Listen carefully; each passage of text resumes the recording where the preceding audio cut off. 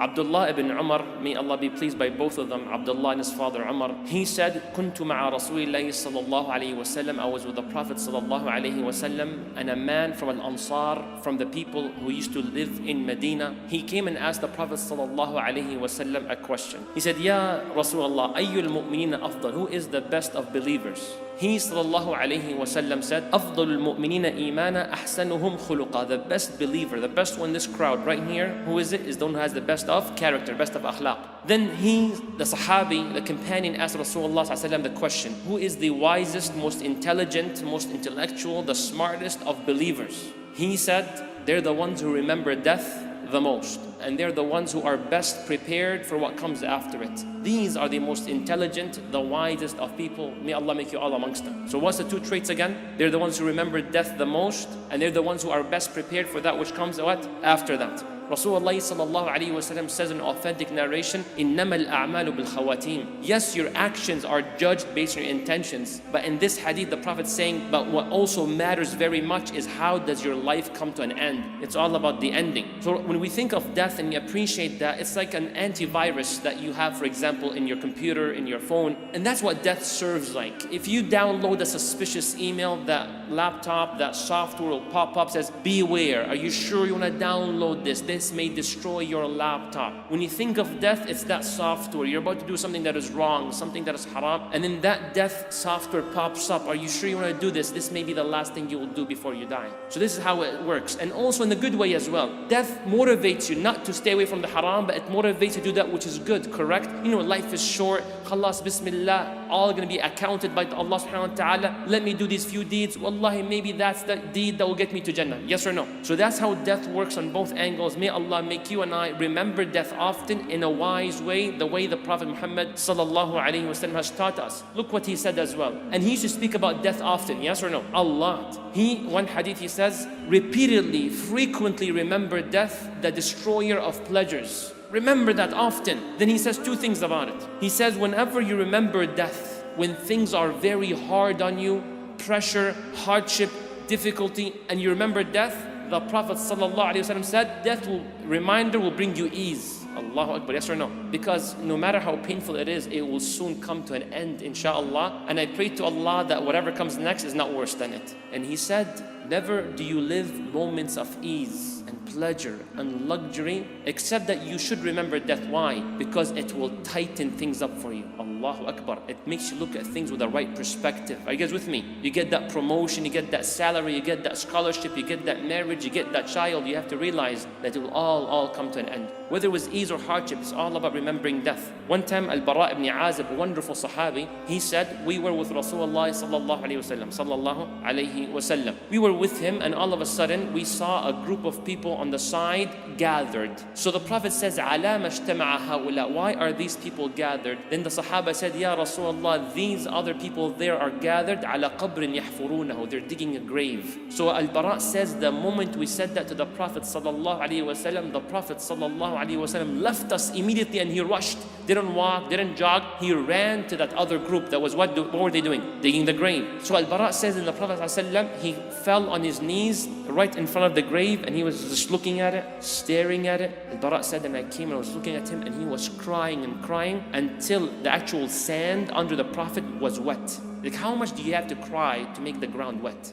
But that's how much he cried. Then when that moment ended, he looked at the Sahaba. He said, Ya ikhwani, brothers, Ya ikhwani, لِمِثْلِ هَذَا الْيَوْمِ فَأَعِدُّوا لِمِثْلِ هَذَا فَأَعِدُّوا. For that be prepared, for that be prepared, for that be prepared. So are we prepared? So one time I went to a masjid and they have like a youth room, like computers, laptops, PlayStation, etc. So then I saw, it was one brother by himself and he was looking at something he's not supposed to look at, something haram basically. And it was not like extremely haram what I'm referring to. It was actually some like social media, but the pictures of the opposite gender, not really dressed modestly at all. And I, from what I know, and Allah knows best, I don't praise on Allah's behalf, I felt that brother has khair in him. And Allah knows best. So I came so slowly, behind his back, slowly. Then I hugged him from the back, and I said, if I was the angel of death, are you ready to go? The brother said, La wallahi, I'm not ready. Wallahi, I'm not ready. No way.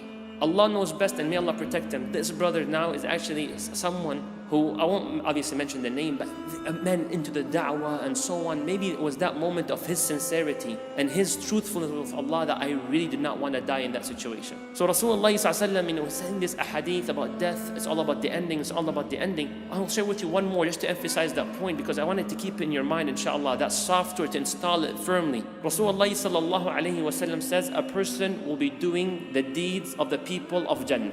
The deeds of who? People of Jannah. Until between them and death is an arm length. Khalas, death is about to come, it's almost over. But right before they die, they do the deeds of the people of who? Hellfire. So the Prophet ﷺ, with no hesitation, he says, then that person enters hell. All these years, remember, it's all about the ending. Perhaps another hadith tells you that they were not sincere throughout their lives. The other part of the hadith, Rasulullah ﷺ says, and a man will be doing the deeds of the people of hellfire. Sin after sin, sin after sin, major after major. Allah knows best what exactly they did, until between them and death. Death is right here. They're about to approach death. Between them and death is an arm length, but then they end up doing the deeds of the people of Jannah. And where do they go? Jannah.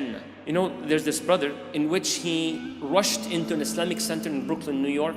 And all of a sudden he said, I want to become a Muslim, I want to become a Muslim, I want to become a Muslim. They said, what's your story? He said, don't ask me questions, just tell me how to accept Islam. What's the procedure? So they said, go take a shower. So he went, took a shower, came back. What next? Say Shahada, Ashhadu an la ilaha illallah, Ashhadu anna Muhammad Rasulullah. Okay, how do I pray? That's how you pray, and you start praying. Allahu Akbar. First day, prayed all 5 daily prayers. Second day, prayed all 5 daily prayers. Third day, after Maghrib Salah, a brother who's been a Muslim for a long time sees that new Muslim, and he looks at him and he says, tell me your story, I beg you, because the way you pray, the passion you seem to have, you are crying, you're so into it. Allah knows best, but I feel so humbled by your presence. And you, Muslim, for a few days, you're at that level, and I've been a Muslim for all my life, I don't experience that. So what's your story? So he said, throughout my life, I wasn't really a Muslim, learning about religions, all sorts, whether Christianity, Judaism, Islam, etc. And then I knew for a fact that there is a creator, but I didn't know what system, what religion to follow. So I searched and I searched. I went by a library and I read some books about Islam. And there's one thing that really got me is how Allah subhanahu wa ta'ala says in the Quran, لَقَدْ كَفَرَ الَّذِينَ قَالُوا, they have disbelieved those who say Allah is one of three.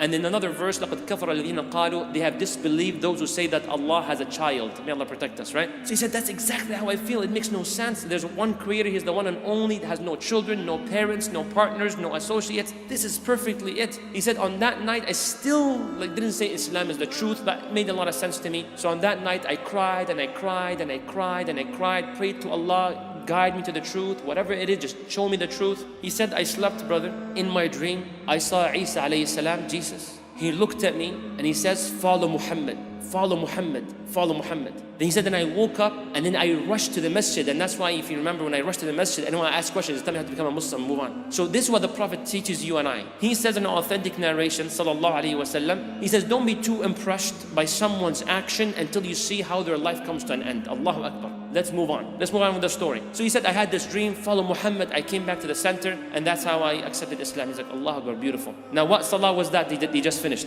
Maghrib. Adhan for Isha comes. The Imam, Allahu Akbar, Alhamdulillahi Rabbil Alameen. And the brother, new Muslim, with a group of people in the congregation, first row. The brother swears by Allah, the one next to him, he says, we went then to the first sajda, first prostration. And then the Imam says, Allahu Akbar, to sit from that sajda. But the brother's still doing prostration. Then we went back to the second sajda, and the brother's still in the first one. We went to the second rak'ah. The brother's in the first sajda. Third rak'ah, fourth rak'ah. Assalamu Alaikum Warahmatullah, Assalamu Alaikum Warahmatullah. That brother's where?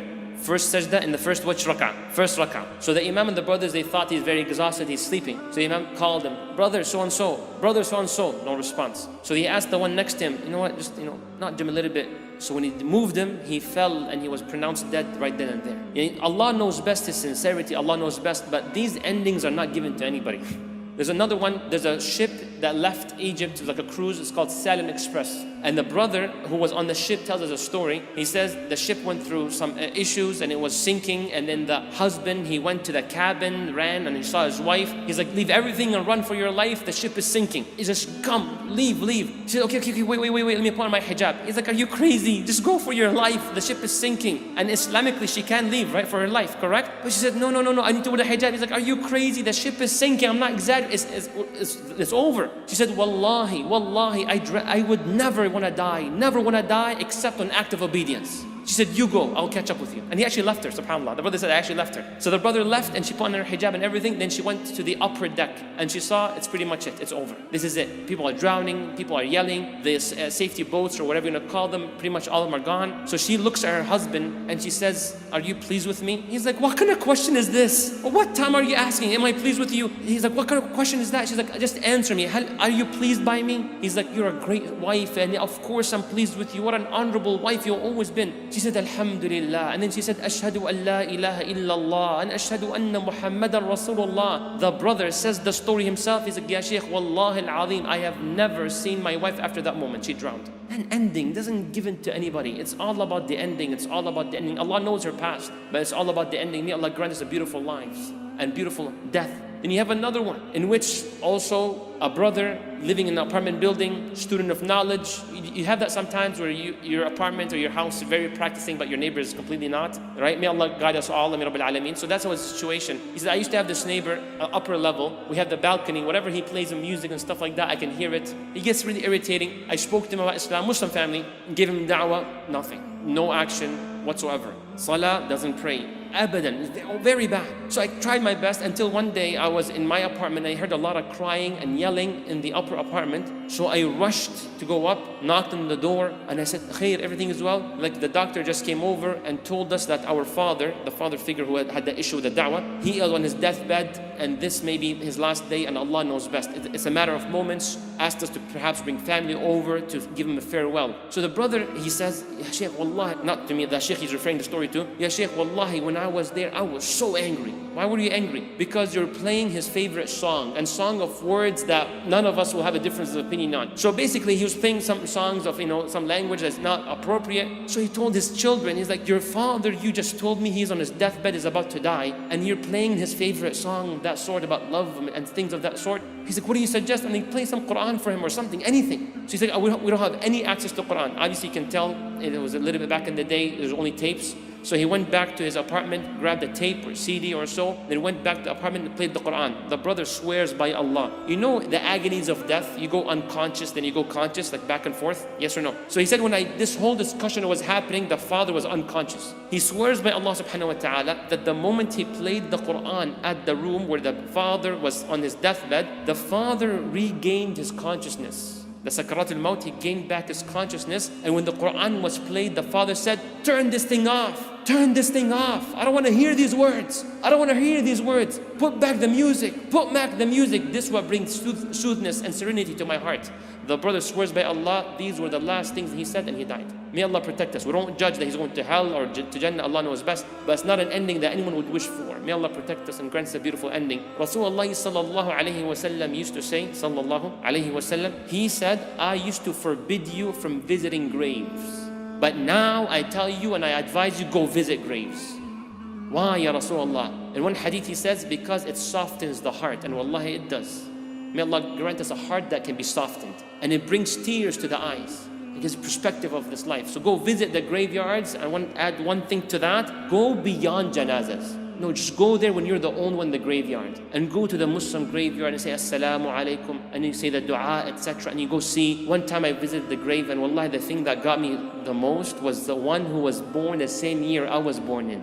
And I see like 19, such and such date. Alright? Okay, then I saw the death was 2017. I'm like, you never know, I might be the one. SubhanAllah, then you're like, you need to work harder, I need to be, giving to my family and to the community and so on. So visit the grave, and may Allah grant you all a beautiful ending to your life.